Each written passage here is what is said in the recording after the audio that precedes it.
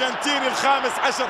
ويا إلهي كرة جول ثالث، جول ثالث.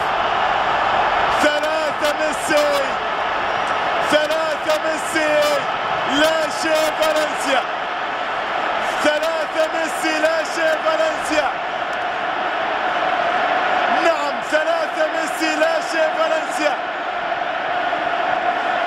شوط أول كانت الأمور صعبة على برشلونة، لكن شوط ثاني الصعب يتحول إلى سهل. سهل يا جماعة، يسجل الأهداف وكأنه يشرب ماء، يعني ما عنده مشكلة إطلاقا. الكرة تبعد، وكلمة السر في الشوط الثاني بجانب ميسي دخول بالفعل، الدخول النجم الكبير تيري أونري، لكن هاتريك، هاتريك للنجم الكبير ليونيل ميسي.